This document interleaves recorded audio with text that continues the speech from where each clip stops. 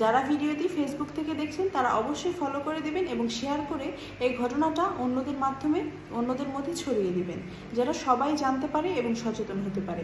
আর যারা ইউটিউব থেকে দেখছেন তারা অবশ্যই লাইক কমেন্ট করবেন এবং চ্যানেলটি সাবস্ক্রাইব করে পাশে থাকবেন।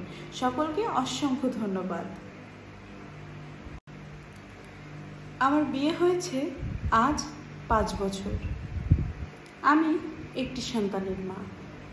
একদিন হঠাৎ বাবার বাড়ি যাওয়ার পথে চোখ পড়ল আমার সেই প্রেমিকের দিকে, যাকে আমি খুব ভালোবাসতাম। সেও আমাকে অনেক ভালোবাসত। আমার স্বামী একজন ব্যবসায়ী, আমাদের নিজেদের ব্যবসা আছে। আর এই যে আমার সেই প্রেমিক, এ একজন ইতালি প্রবাসী, ইতালি থাকতো। সে আমাকে প্রচুর ভালোবাসত। হঠাৎ যেদিন অনেক দিন পর রাস্তায় দেখা হলো, সেদিন আমার হাত দুটো জড়িয়ে ধরে বলল, আমি তোমাকে খুব ভালোবাসি, আজও আমি তোমাকে আগের মতো ভালোবাসি। আমি থতবত হয়ে তাকে বললাম, দেখো, আমি আজ এক সন্তানের মা, আমি অন্যজনের স্ত্রী, আর একজনের স্ত্রীর থেকেও বড় কথা, আমি একজন সন্তানের মা। আমি তাদের ছেড়ে কখনো আসতে পারবো না। সে তখন আমাকে বলল, তুমি যদি আমার কাছে না আসো, আমি আমার নিজের জীবন দিয়ে দিব। আমি তোমার সন্তানকে কখনো তার বাবার অভাব বুঝতে দেব না। আমি সেই সন্তানকে আমার নিজের সন্তানের মতো ভালোবাসবো। সে আমার জন্য বিদেশ থেকে অনেক সোনা গহনা নিয়ে এসেছে। সে বলেছে, তুমি বিয়ে করেছো, আমি কি বিয়ে করেছি? তোমার অপেক্ষায় আমি আজও আছি। আমি জানি একদিন না একদিন তুমি আমার কাছে ঠিক ফিরে আসবে। এই কথা বলে সে সমস্ত গয়না আমার হাতে তুলে দিল। সে আমাকে অনেক দামি একটা মোবাইল ফোন দিল। বলল যে এই মোবাইল ফোনে সিম, সব কিছু, যাবতীয় সব কিছু আছে। আমি তোমাকে ফোন করব, তুমি আমার ফোন রিসিভ করো। সব কিছু চুপচাপ শুনে আমি আমার মতো বাড়ি চলে গেলাম।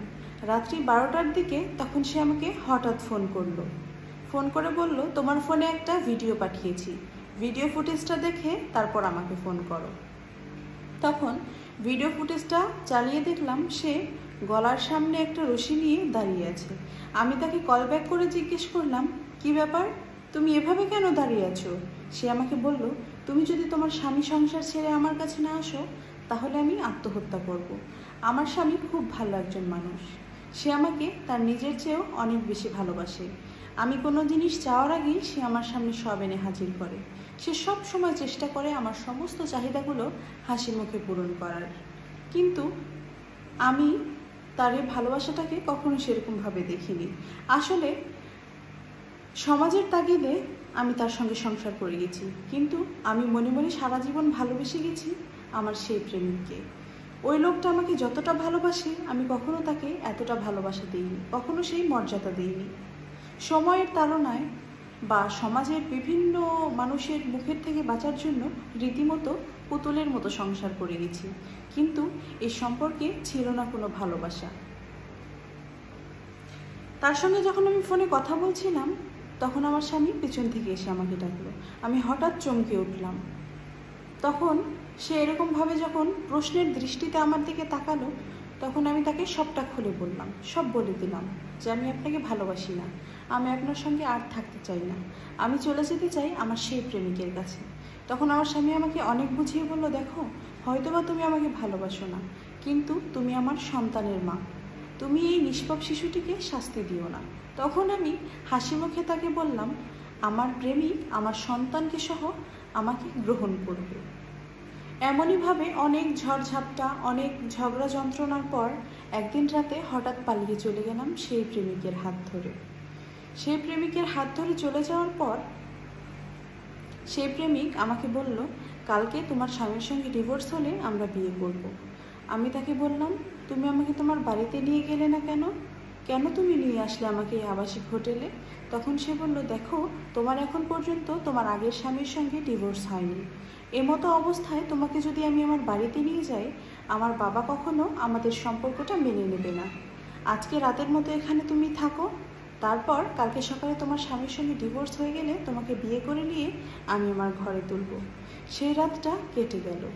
পরের দিন সকালে আমার প্রেমিক আমাকে অনেক দূরে কোথাও নিয়ে গিয়ে বলল, এখন আমি উকিলের সঙ্গে কথা বলতে যাচ্ছি, উকিল আমার বন্ধু হয়, তুমি এখানে বাইরে দাঁড়াও। আমি বললাম, কেন, আমি তোমার সঙ্গে ভিতরে গেলে কি সমস্যা? তখন সে বলল, অন্দরমহল তো, ওখানে তোমার যাওয়ার প্রয়োজন নেই, আমি সমস্ত কিছু নিজেই দেখাশোনা করে কথা বলে তারপর আসছি, তুমি এখানেই দাঁড়াও। এমন করতে করতে সকাল গেল, দুপুর পেরিয়ে সন্ধে হয়ে গেল, আমার প্রেমিকের কোনো খবর নেই। তখন হঠাৎ ভিতরে ঢুকে দেখলাম যে আসলে ওইটাও আর একটা আবাসিক হোটেল, ওখানে আমার প্রেমিকের কোনো চিহ্ন নেই। তখন আমি একজনকে জিজ্ঞেস করলাম, ভাই, উকিল সাহেবের বাড়ি কোনটা? তখন সে আমাকে বলল, উকিল সাহেব, আপনি কি পাগল নাকি? এটা একটা আবাসিক হোটেল, এখানে কোথায় আপনি উকিল সাহেবের বাড়ি দেখছেন? আমি বুঝতে পারলাম সে আমাকে ঠকিয়েছে। তখন আমি আমার প্রেমিকের বাড়িতে গিয়ে তাকে নাম ধরে ডাকতেছিলাম।